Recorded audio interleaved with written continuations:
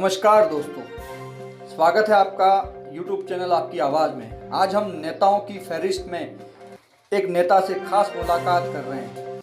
आपकी आवाज़ चैनल पर आज भारतीय ट्राइबल पार्टी के प्रदेश सचिव से खास मुलाकात और बातचीत का दौर जारी कर रहे हैं। आपको ये बातचीत कैसी लगे उस पर कमेंट ज़रूर कीजिएगा और साथ ही सब्सक्राइब कीजिए और बेल आइकन का बटन दबाना ना भूलिएगा। देखें आज की चर्चा।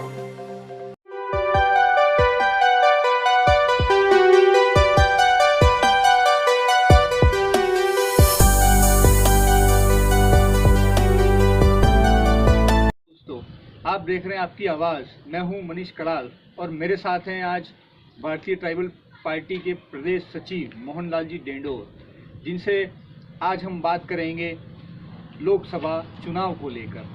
हालांकि यह कभी अपना इंटरव्यू या किसी मंच पर अपनी बात रखते नहीं हैं, लेकिन आज हमारे साथ ये चर्चा में शामिल हुए हैं काफ़ी लंबे वक्त के बाद। नमस्ते। क्रांतिकारी जोहार, जय आदिवासी, जय भील प्रदेश, जय बीटीपी।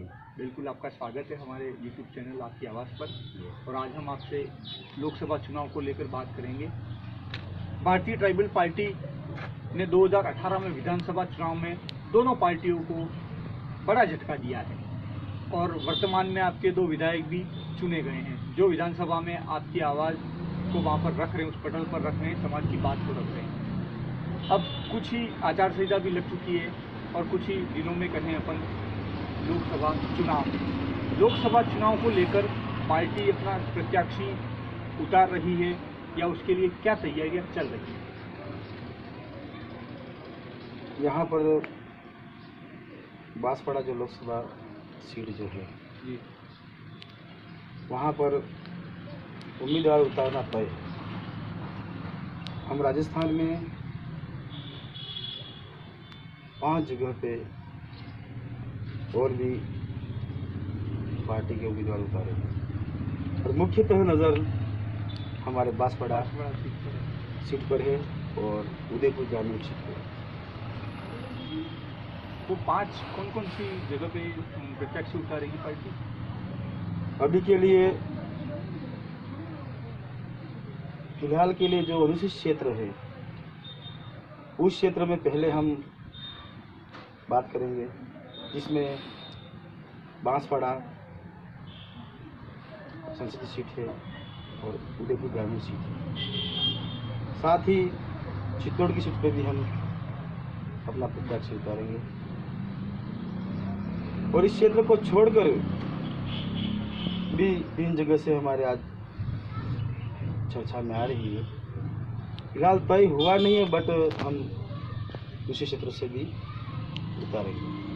पार्टी विधानसभा चुनाव में तो पार्टी ने किसी से गठबंधन किया नहीं था। लोकसभा में भी उम्मीद कोई गठबंधन की या पार्टी स्वयं ही लड़ेगी? यहाँ पार्टी स्वयं लड़ेगी। जहाँ तक गठबंधन की बात आती है तो समय आने पे हम बताएंगे, अभी फिलहाल समय उसका। तो गठबंधन को लेकर विधानसभा चुनाव में भी कुछ आरोप लगे थे कि कांग्रेस की पार्टी है या कांग्रेस से, या विधानसभा चुनाव होने के बाद भी जीतने के बाद ऐसे आरोप लगे कि कांग्रेस से मिले हुए हैं या कांग्रेस के पाले में विधायक जा सकते हैं। ऐसी सुगबुगाहट चली, बहुत ज़्यादा चर्चाओं में वो रहे दोनों विधायक। तो ये आरोप कहाँ तक सही है? यह आरोप सरासर गलत है। दोनों पार्टी वाले बौखला गए, जिसकी वजह से इस तरह का बयान और लोगों को भड़काने के लिए इस तरह का एक जुमला पेश किया था इस क्षेत्र के अंदर। बाकी ऐसा संभव नहीं है, क्योंकि ऐसा कहा गया जीत के बाद दोनों ही विधायक कांग्रेस के साथ गए, कांग्रेस के पाले में गए और फिर वापस आए। ऐसी चर्चाएं जोरों पर चली और इसका खंडन शायद बीटीपी ने इतना पुरजोर से नहीं किया था उस समय, जो अब तक हो सकता है जहन में बसा हो लोगों में। इसीलिए सवाल खड़ा हो। नहीं, सरासर गलत है। जो पार्टी के दोनों पार्टियों के लोग बौखला गए, जिस तरह बेतुका बयान पार्टी के खिलाफ कर रहे हैं। बाकी कोई गठबंधन नहीं हुआ था। आने वाले लोकसभा चुनाव में ज़रूर हो सकता है कहीं से हम गठबंधन नहीं करेंगे। पार्टी के जीतने के बाद में जो समीकरण बैठेगा उसके बाद ही हम उस बात पे बात करेंगे। लेकिन फिर भी ज़रूरत पड़े तो ऐसा लगता है कि आप कांग्रेस या बीजेपी दो बड़ी राष्ट्रीय पार्टियां हैं, अगर ज़रूरत पड़ती तो कहाँ जा सकती है बीटीपी? कांग्रेस का हाथ थाम सकती है या बीजेपी का थाम सकती है? कुछ तो विकल्प आगे के लिए कर रहा हूँ, भविष्य उस बारे में अभी हम सवाल का जवाब नहीं दे पाएंगे। समय बताएगा कहाँ क्या करना है। क्योंकि माना जा रहा था कि कांग्रेस की 99 या जब परिणाम आ रहे थे विधानसभा के, हो सकता था उन्हें भी निर्दलीय की जरूरत पड़ सकती थी। तो ऐसे में कयास लगाए जा रहे थे कि बीटीपी के दोनों एमएलए कांग्रेस को समर्थन दे सकते हैं, पर ऐसी जरूरत पड़ी नहीं दोनों में किसी पार्टी को। पर कांग्रेस को जरूरत पड़ती तो ऐसे कयास लगाए जा रहे थे कि बीटीपी जरूर कांग्रेस को समर्थन देगी। एक सरासर आरोप लगाया हुआ था और वो बौखला गए दोनों पार्टी वाले। हो सकता है हमारा नाम लेके कांग्रेस रोटियां सेकना चाहती हो और बीजेपी रोटियां सेकना चाहती हो, इसलिए उन्होंने इस तरह का बयानबाजी किया होगा। और उन दोनों पार्टियों को धूल चटा दिया आपने विधानसभा चुनाव में। बिल्कुल, अब भी हम तत्पर हैं। लोकसभा चुनाव में भी हम धूल चटा देंगे बड़े जोर शोर से। लोकसभा की सीट बिल्कुल बीटीपी निकाल लेगी? बिल्कुल निकाल लेगी। हम दिन रात मेहनत कर रहे हैं और समाज की बात को आगे रख रहे हैं। बिल्कुल हम जीतेंगे। कितने वोटों से आपकी विजय होगी? बिल्कुल विजय, भारी मतों से हम विजय हासिल करेंगे। इतना प्रबल आप कैसे इस चीज़ को रख रहे हैं कि हम जीत सुनिश्चित कैसे मान रहे हैं? आप खुद ही पता लगा लीजिए कि 2 महीने में यदि भारतीय ट्राइबल पार्टी राजस्थान में आती है और 2 विधायक हम जिता पाते हैं, उसके बाद में हमारे 2 विधायक जीत चुके हैं। हम बड़े जोर के साथ में आज कहते हैं कि हम बिल्कुल बीटीपी हम जिताएंगे। बीटीपी को आपने 2 विधानसभाएं आपकी सीटें आ चुकी हैं और आपने कम वक्त में इसका काम किया इतना, और आपने 2 सीटें जीत दर्ज की। लेकिन सांसद लोकसभा चुनाव का इसलिए हम बड़ा मान रहे हैं कि उसमें 8 विधानसभाएं, बांसवाड़ा जिले से 5 और डूंगरपुर से 3 हैं। तो आपकी मजबूती डूंगरपुर में जरूर रही विधानसभा चुनाव में, लेकिन बांसवाड़ा में इतना रिजल्ट या इतने वोट परसेंटेज नहीं रहा बीटीपी का जो आप आकलन लगा रहे थे। तो क्या बांसवाड़ा से मजबूती लोकसभा चुनाव में बन पाएगी? बिल्कुल, आज की तारीख में हम 95% बांसवाड़ा में काम कर चुके हैं और 365 पंचायतें में हम पंचायत वाइज हम जाके हम अपना पार्टी का प्रचार किया और पदाधिकारी जिता चुके हैं। और हमको विश्वास है कि हम लोकसभा सीट जिता के छोड़ेंगे। तो लोकसभा में अब आप उम्मीदवार कहाँ से तय करेंगे? बांसवाड़ा को मौका मिलेगा या डूंगरपुर को मौका मिलेगा? बीटीपी पार्टी किसे लोकसभा चुनाव मैदान में उतारेगी? उस बारे में ज़्यादा मैं न कहता हुआ, यहाँ का समाज तय करेगा, यहाँ का समुदाय जो तय करेगा हमारा कि किस उम्मीदवार को खड़ा करना है। यदि समुदाय ने तय कर दिया बांसवाड़ा का, तो हम बांसवाड़ा वालों को सहयोग करेंगे। यदि समुदाय ने कर दिया एकत्रित जो बुद्धिजीवी लोग हैं कि डूंगरपुर को टिकट मिलनी चाहिए, तो हम कंधे से कंधा मिलाकर ये सीट निकाल देंगे। नहीं, लेकिन अब इसका बांसवाड़ा में तो भी आप कह रहोगे विधानसभा चुनाव में इतना अच्छा परिणाम नहीं रहा आपका, और अभी आपने अच्छी मजबूती से वहाँ पर काम किया है। तो वैसे देखा जाए तो डूंगरपुर आपका पहले से ही मजबूती का स्तंभ बना हुआ है। तो डूंगरपुर से उम्मीदवार बनाना मजबूती रहेगा या बांसवाड़ा से मजबूती रहेगा? मैंने आपको बोला अभी समुदाय तय करेगा। जहाँ से भी उम्मीदवार हो हम प्रयास जरूर करेंगे। हर व्यक्ति घर घर जाके हम वोटों बटोरेंगे और हम जिताएंगे बिल्कुल, कहीं का भी हो आदमी। जैसे हमारे क्षेत्र में जैसे बांसवाड़ा से मैंने कुछ जो हमारे सूत्र हैं उसके अनुसार हमने जाना, बांसवाड़ा से 2-3 नाम भी सामने आए और डूंगरपुर से भी तो 1-2 नाम और सामने आ रहे हैं, 2-3 आ रहे हैं। ऐसे 5 डूंगरपुर और बांसवाड़ा मिला के कम से कम 5 से 6 कैंडिडेट आ रहे हैं। और ऐसे में महत्वपूर्ण आप किसे मानते हैं? डूंगरपुर इम्पोर्टेंट रहेगा प्रत्याशी या बांसवाड़ा इम्पोर्टेंट रहेगा? हमारा पहला पार्टी का और यहाँ संगठन जो बनाया था उसमें पहले हमारी प्रायोरिटी रहती है। यहाँ का आदिवासी समुदाय जो तय करेगा, उसने तय कर दिया, बागीदरों का आदमी उसने तय कर दिया, पिपल खुद का आदमी आया तय कर दिया कहीं और से भी, तो हम उसके साथ हैं। हम अभी नहीं कह सकते हैं कि टिकट कहाँ जाए। तो टिकट जैसे हमें जानकारी मिल रही है आपको भी मिल सकती है, उस बारे में अभी कुछ नहीं कह सकते। और डूंगरपुर से देखा जा रहा है कांति भाई हैं, उनको भी मिल सकती है। बात आपके पास सही होगी, लेकिन अभी तक समुदाय ही तय करेगा। इसमें तय समुदाय तय करने के बाद पार्टी के जो वरिष्ठ जन हैं वो उस पर मोहर लगाएंगे, उसके बाद हमारा उम्मीदवार फिक्स माना जाएगा। एक और चीज़ है, कांग्रेस और बीजेपी दोनों ने वो भी काफ़ी अभी चिंतित हैं।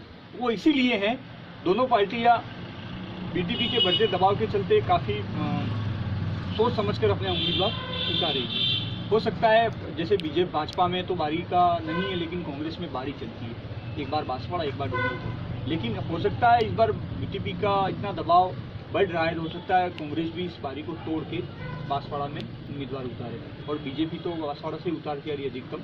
तो क्या अगर दोनों पार्टियां बांसवाड़ा अपना प्रत्याशी रखती हैं तो बीटीपी भी अपना प्रत्याशी बांसवाड़ा रखेगा या डूंगरपुर रखेगा? उसके बारे में मैं आपको बता देता हूँ। हमारा समुदाय ने कह दिया, जो प्रत्याशी बीजेपी का रहता है उसे घर से भी खड़ा कर दो, हमारे समुदाय के हित का हो तो वहाँ हम खड़ा करने के लिए तैयार हैं, हम उस आदमी को भी हम देंगे।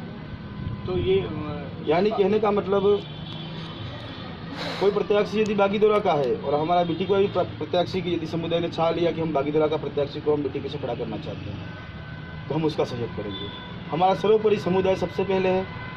नहीं, लेकिन ये माना जाए, अगर मेरा कहना ये है कि अगर दोनों पार्टियां बीजेपी और कांग्रेस दोनों पार्टियां अगर डूंगरपुर से दोनों प्रत्याशी खड़े करेंगी तो बीटीपी कहाँ से खड़ी करेगी? हमारा समुदाय ही तय करेगा, न कि यहाँ पर हम तय नहीं करेंगे।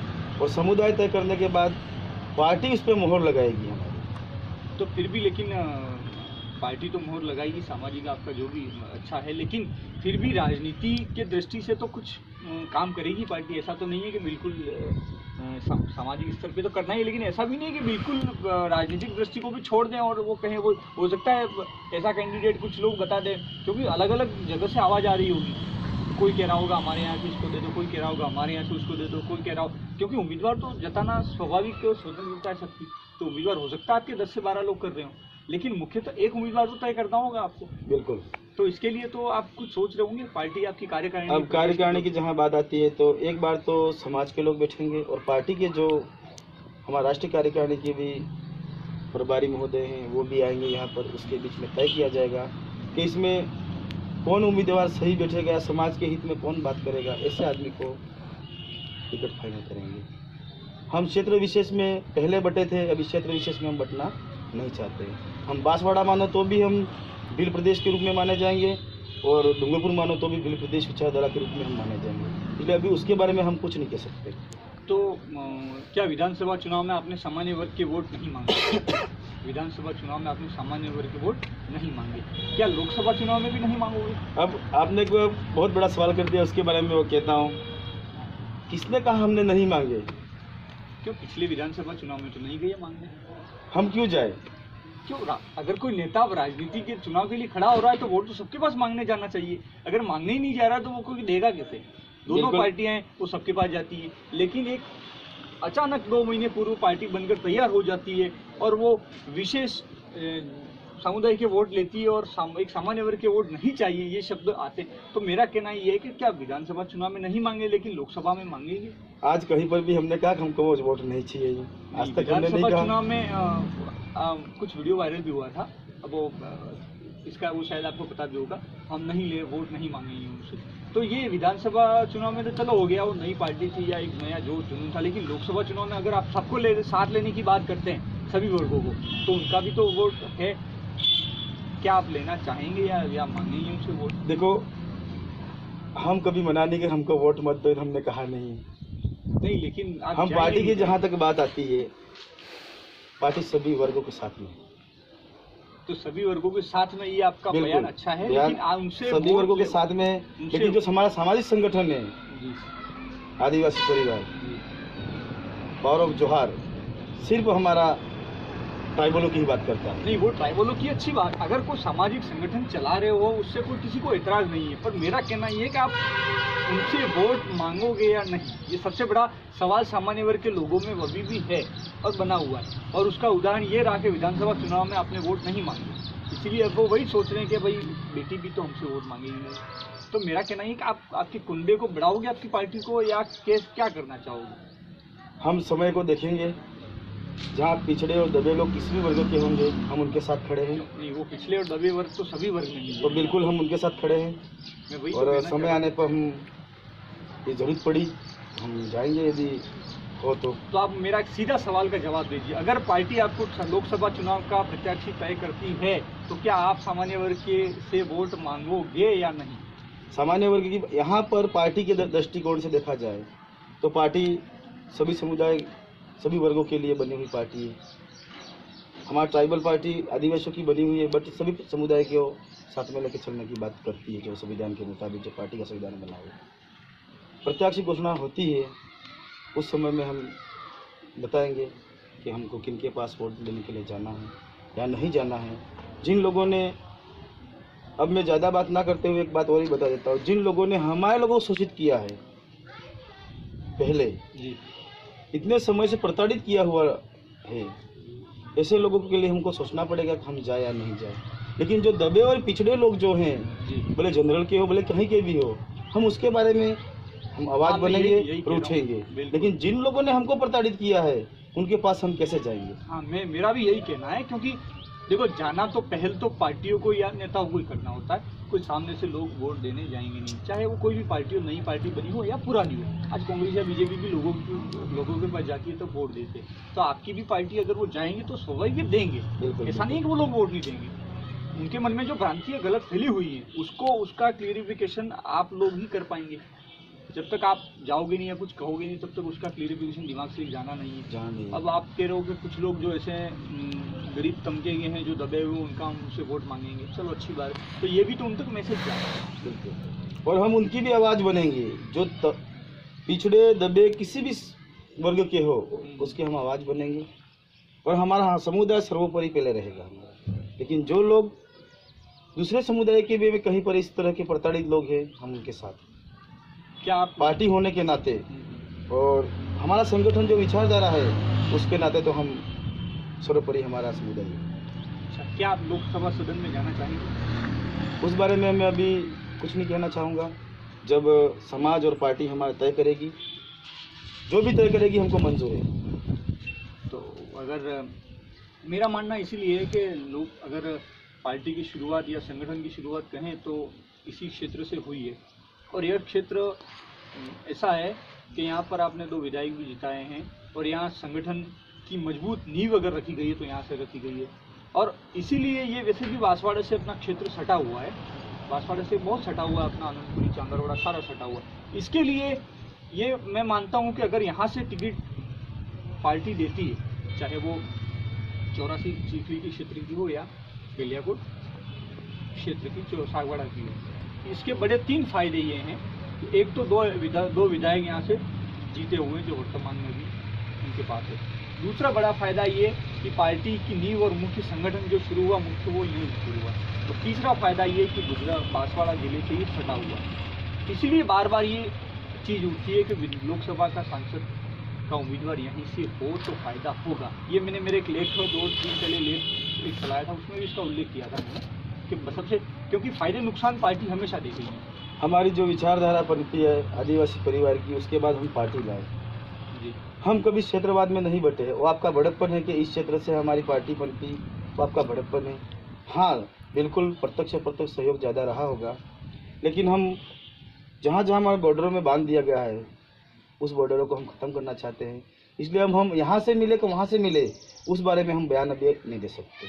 पार्टी और समुदाय जहाँ चाहेगा जी, वहाँ हमारे लिए सर्वोपरि रहेगा और जो भी लोकसभा का उम्मीदवार रहेगा उसको हम दिल से, यानी तन और मन और धन से सहयोग करके हम इसको जिताने का प्रयास करेंगे। चलो, तो ये हैं भारतीय ट्राइबल पार्टी के प्रदेश सचिव, जिन्होंने आज खुल के अपनी बात रखी और लोकसभा चुनाव के प्रत्याशी को लेकर इन्होंने साफ शब्दों में कहा है कि पार्टी किसे भी टिकट देगी, चाहे वो किसी भी क्षेत्र का हो, बांसवाड़ा के निकटतम हो या डूंगरपुर के निकटतम हो, हम उनका स्वागत करेंगे और उनके साथ खड़े रहकर मिशन हमारा जीत का होगा। और इन्होंने अपनी बात को बड़ी अच्छे तरीके से रखा और उनको बहुत बहुत धन्यवाद कि आपने आज हमारी बात सुनी और आपने आपकी बात भी लोगों तक पहुंचाने का काम किया। धन्यवाद। हमारा ये चैनल आपको कैसा लगा ज़रूर कमेंट कीजिए, सब्सक्राइब करिए, साथ ही बेल आइकन का बटन दबाना ना भूलें। आज की इस चर्चा के लिए ज़रूर कमेंट करें ये चर्चा आपको कैसी लगी। आगे भी हम लोकसभा चुनाव को लेकर नए नेताओं के साथ चर्चा का ये हिस्सा जारी रखेंगे। तब तक के लिए नमस्कार।